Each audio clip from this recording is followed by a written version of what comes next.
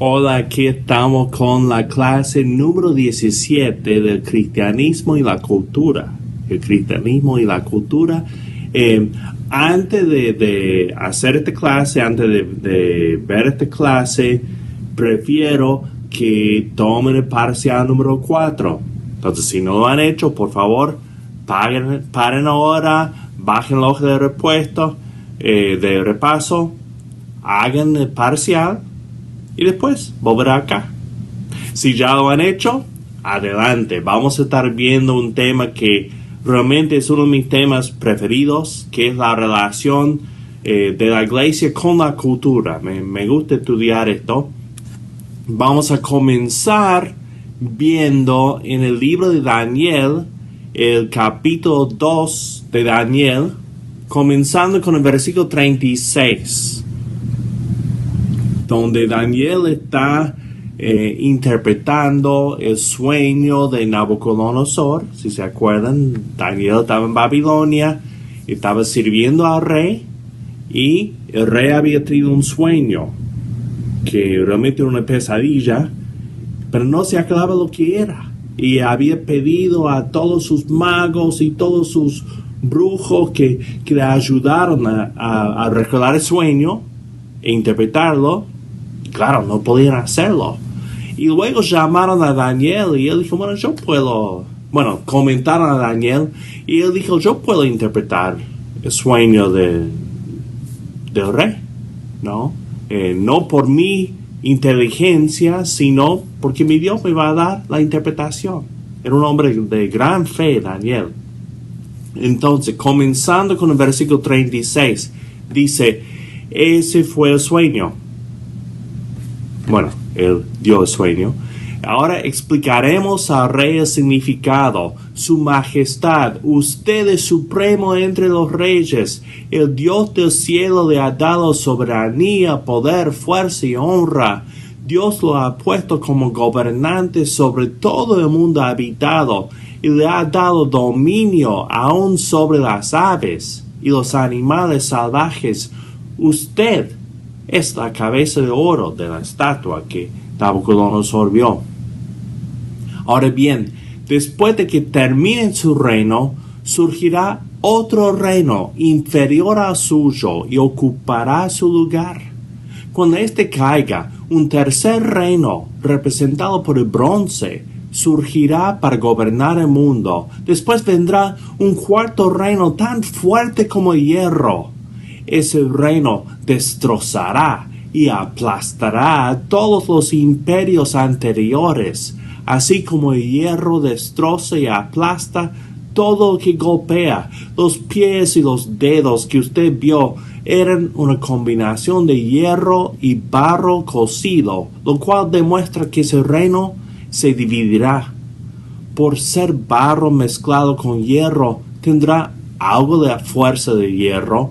No obstante, si bien algunas de sus partes serán tan fuertes como el hierro, otras serán tan débiles como el barro. Esta mezcla de hierro con barro también demuestra que esos reinos procurarán fortalecerse al hacer alianzas matrimoniales, pero no se mantendrán unidos, así como el hierro y el barro no se mezclan. Durante los gobiernos de esos reyes, el Dios del cielo establecerá un reino que jamás será destruido o conquistado. Aplastará por completo a esos reinos y permanecerá para siempre. Ese es el significado de la roca cortada de la montaña, aunque no por manos humanas, que hizo pedazos la estatua de hierro, bronce, barro, plata y oro. El gran Dios estaba mostrando al rey lo que ocurrirá en el futuro. El sueño es verdadero y el significado seguro.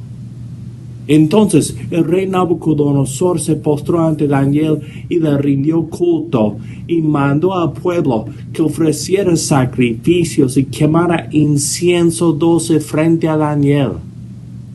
El rey le dijo, en verdad, Tu Dios es el más grande de todos los dioses, es el Señor de los reyes, y es quien revela los misterios, porque tú pudiste revelar este secreto. Entonces el rey puso a Daniel en un puesto importante y le dio muchos regalos valiosos. Nombró a Daniel gobernador de toda la provincia de Babilonia y jefe de todos los sabios del rey. A petición de Daniel, el rey puso a Sadrach, Mesach y Abednego a cargo de todos los asuntos de la provincia de Babilonia, mientras Daniel permaneció en la corte del rey. Bueno, ¿qué tiene que ver con nuestro tema? Es que ese reino que destruye a los otros reinos es el reino de Dios, nuestro reino. Entonces, cuando estamos pensando en la relación que vamos a tener con el mundo, tenemos que tener esto en cuenta y tenemos que preguntarnos cuál debe ser nuestra postura ante el mundo. ¿Cómo debemos reaccionar ante el mundo? Algunos piensan que debemos estar en conflicto, destruyendo la estatua, como dice, y otros dicen que no, que la estatua ya no tiene importancia, que nuestro reino es un reino eterno que no depende de nada, por nada, de los otros reinos. Bueno, miremos algo. En el 1951, un teólogo, Richard Niebuhr, que no sé pronunciar el nombre, así que hago lo mejor que pueda, Niebuhr creo que es, escribió un libro muy famoso, Cristo y la cultura. Cristo y la cultura. Y ahí él presentó 5 posiciones que la iglesia puede tomar ante el mundo. 5 formas de relacionarse con el mundo. Primeramente, él definió lo que él llama las respuestas simples. Las respuestas simples. Lo primero es que Cristo está en oposición a la cultura. Está en oposición a la cultura. Él menciona a personas, más bien Carson, que escribió sobre el libro de Niebuhr, mencionó a los menonitas como ejemplo, o el escritor Tolstoy, el ruso. Esta respuesta ve a Cristo como opuestos a la cultura, debido a que pone en dilema a los hombres, dijo Carson. Es decir, les pide optar por una cosa u otra. O somos del reino de los cielos, o somos de nuestra cultura, que no podemos ser miembros de los dos. Ahora, la segunda respuesta es el opuesto. Cristo está de acuerdo con la cultura. Thomas Locke, Thomas Jefferson, muchos protestantes liberales toman esta postura. Ven un acuerdo fundamental entre Cristo y la cultura. Estas son las personas que dicen que Jesús es como el gran héroe de la historia cultural humana, ¿no? Y su vida y sus enseñanzas son un gran logro para la humanidad. Consideran que Cristo es parte integral de la cultura, en el sentido que sus enseñanzas deben ser transmitidas y conservadas. Son las personas que ven a Cristo como el maestro por excelencia, ¿no? No enfocan tanto la crucifixión, la resurrección, esa parte, sino sus enseñanzas morales, ¿no? Bueno, esas son las respuestas sencillas, digamos, que identificó Niebuhr. Luego tenemos las respuestas más complejas. Y vamos viendo esto, sobre todo porque es una obra muy famosa. Y cuando estamos hablando de Cristo y la cultura, siempre vamos a tener que tocar la obra de Niebuhr, ¿no? Porque muchos han partido de ahí. Ya vamos a ver otras obras más comprensibles, ¿no? Pero quiero que por lo menos tengan un entendimiento básico de lo que dijo Niebuhr.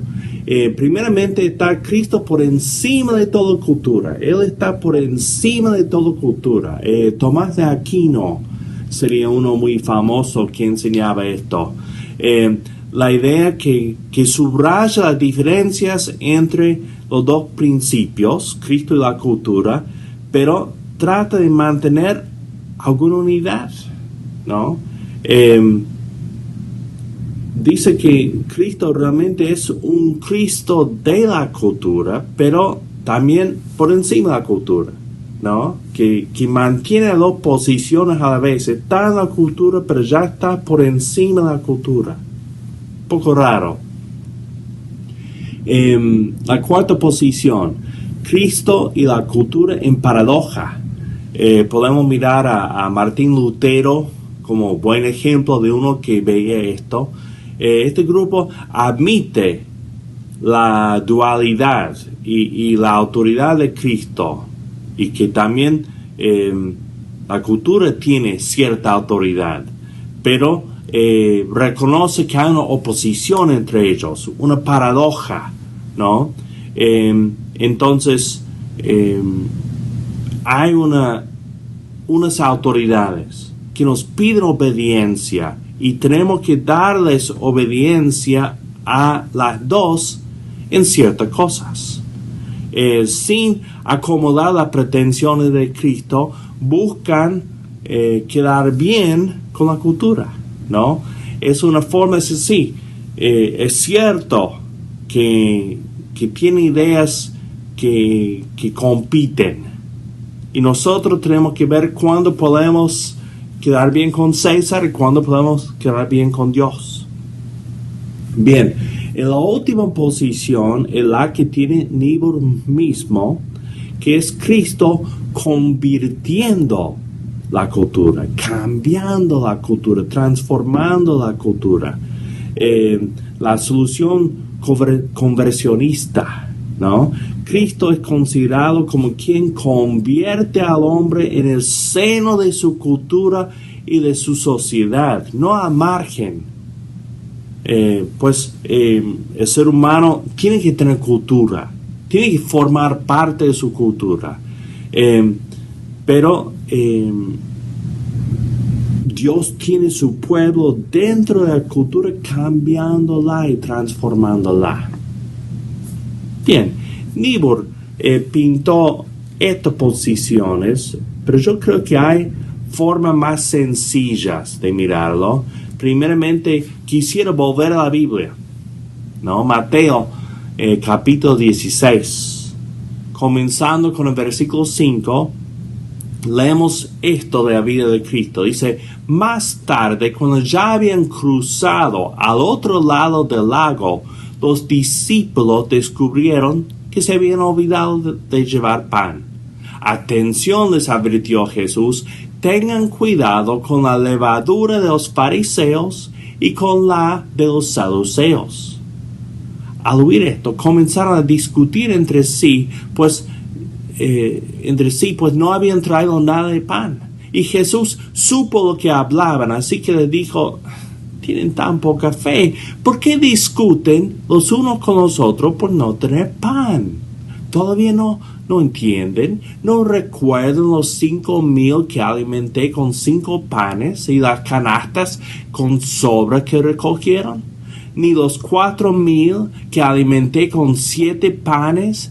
¿Ni la grande canasta con sobras que recogieron? ¿Por qué no pueden entender que no hablo de pan?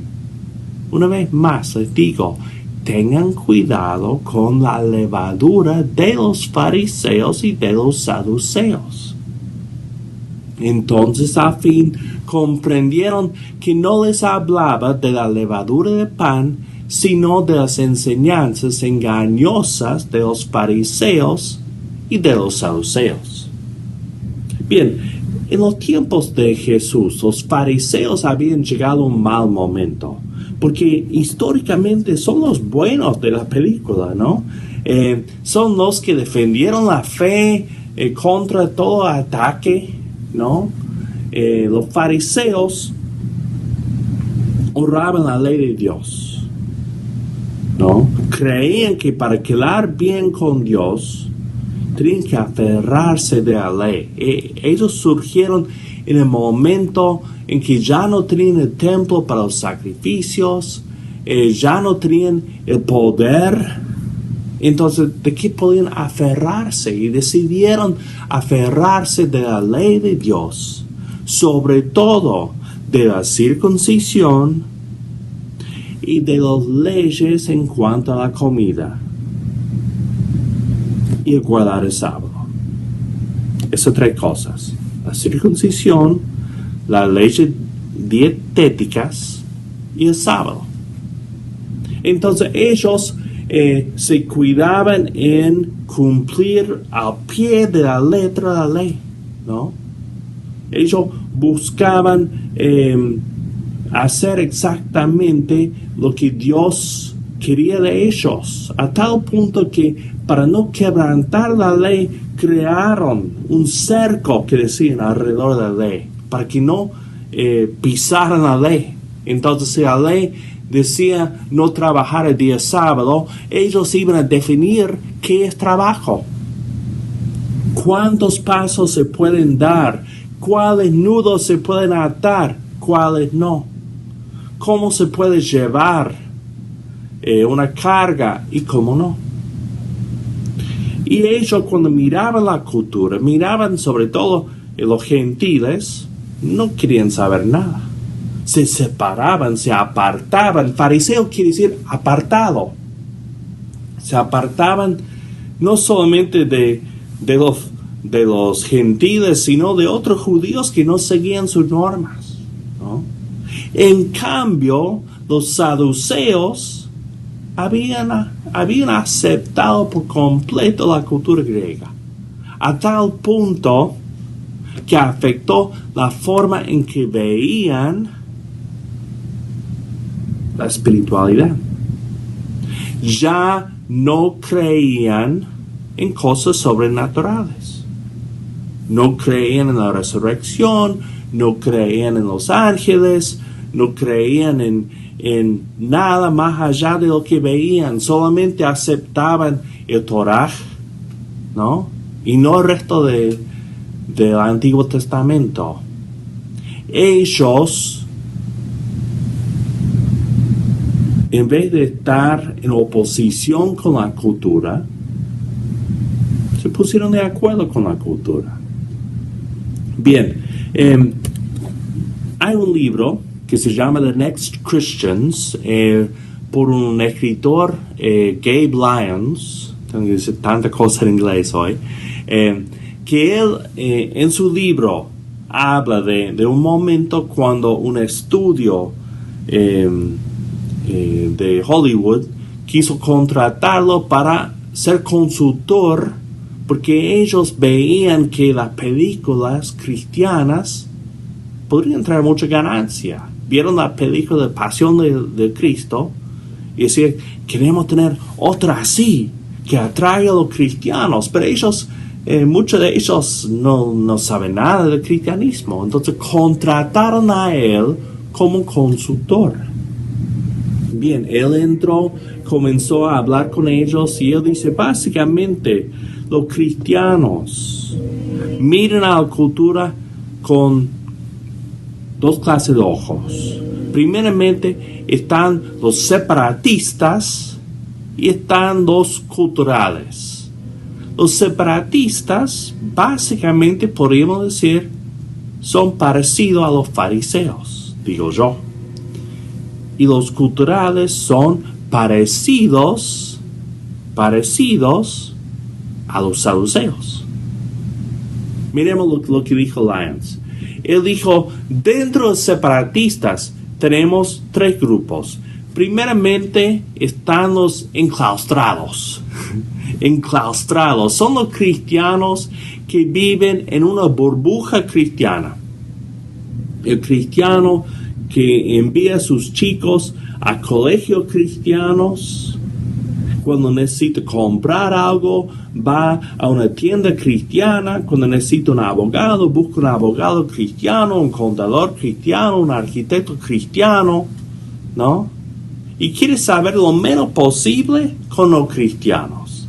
Quiere vivir su vida, como digo, en una burbuja cristiana. Y estas 5 que vamos a ver, estas posturas que nombró Lyons, todos tienen cosas buenas, pero vamos a ver que hay un camino mejor, ¿no?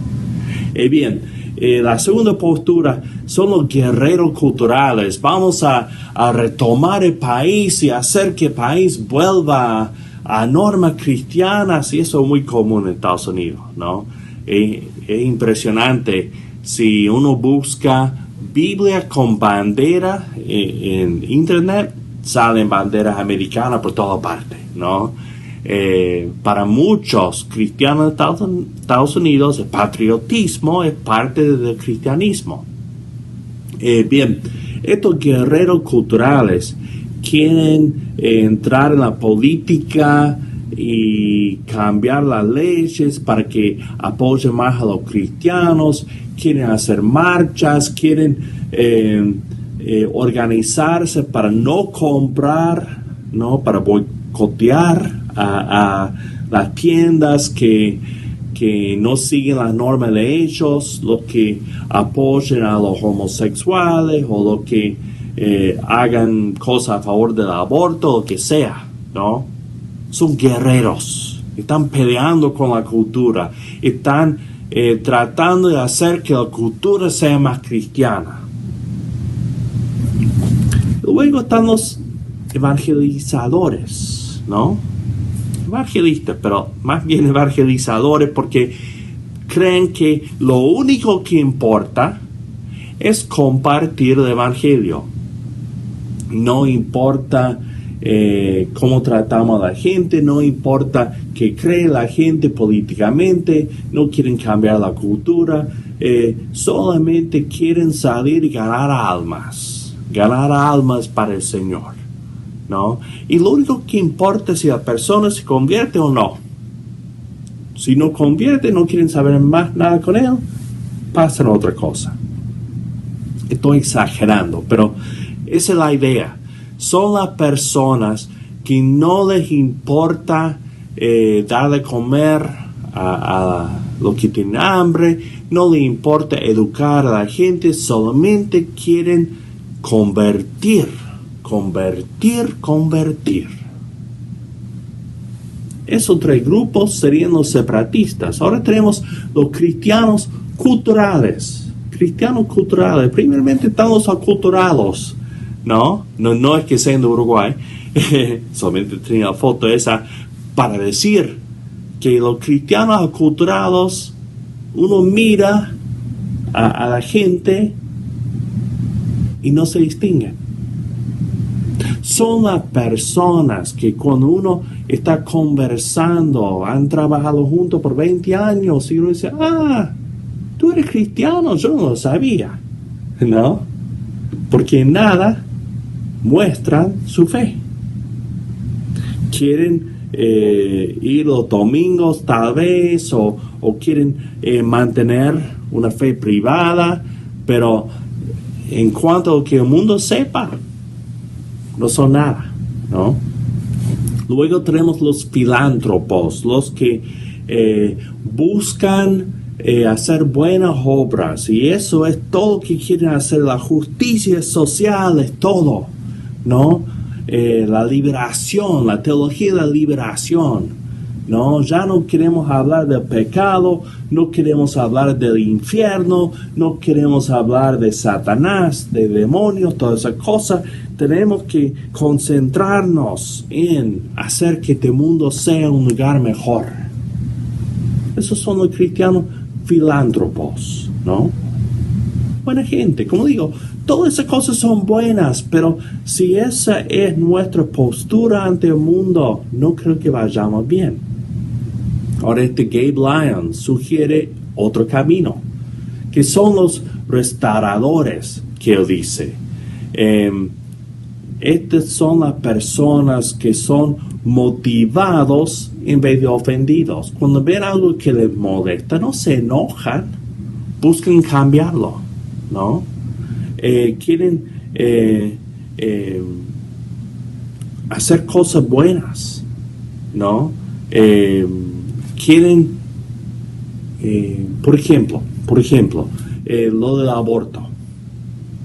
Cuando ven que pasan leyes a favor del aborto, no salen para marchar en la calle y hacer demostraciones, sino buscan cómo podemos educar a las jóvenes para que sepan que hay otras opciones. ¿Cómo podemos motivar a la iglesia a adoptar más hijos, más niños no deseados, ¿no? Entonces, ellos, en vez de ofenderse, buscan trabajar. Luego, estas personas son creadores en vez de críticos. Si no les gusta la película que están viendo, se ponen a hacer buenas películas. Si no les gusta la música que están escuchando, se ponen a hacer música. Crear artefactos culturales que reflejan la imagen de Dios, que celebran la belleza, afirman lo bueno, dicen la verdad, atienden la necesidad de personas, buscan hacer cosas del reino. En vez de hablar de qué tan mal está el mundo, buscan hacer algo bueno. Estas personas son llamadas en vez de empleadas. O sea, su trabajo es un oficio, ¿no? Ellos buscan glorificar a Dios con lo que hacen. Y hace falta que haya cristianos en todos los sectores de la sociedad.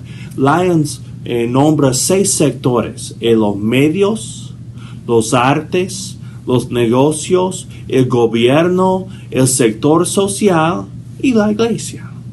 6 sectores: los medios, los artes, los negocios, el gobierno, el sector social y la iglesia. Que necesitamos líderes cristianos en todas estas áreas. Necesitamos a los cristianos que estén sirviendo a Dios en todas estas áreas. Hay un dicho que donde tus talentos y tu corazón se unen, a este llamamiento de Dios. Cuando el talento de uno se unen con lo que a uno le gusta hacer, es lo que Dios nos llama a hacer. Bien, los restauradores viven en comunidad.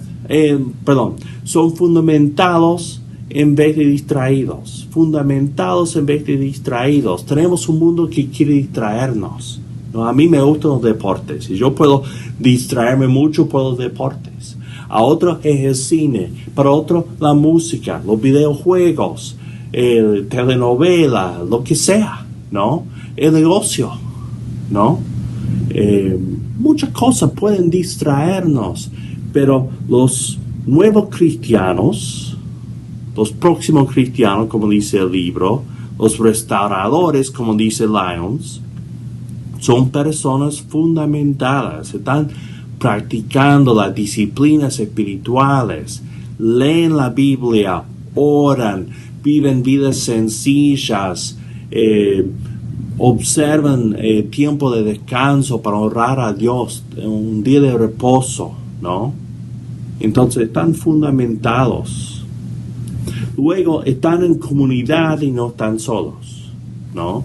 El escritor N.T. Wright describe lo que puede ser la comunidad cristiana, lo que puede ser una iglesia. A mí me encanta. Él dice, es un lugar de acogida y risas, de sanidad y esperanza, de amigos y familia, de justicia y vida nueva, donde los sin techo van por un plato de sopa y los ancianos pasan un rato de charla, donde un grupo trabaja para ayudar a los drogadictos y otro hace campaña por la justicia global, donde usted encontrará personas que aprenden a orar, descubren la fe, luchan con las tentaciones, encuentran nuevo propósito y entran en contacto con un nuevo poder para llevar a cabo ese propósito, donde las personas tienen su propia fe pequeña y descubren al reunirse con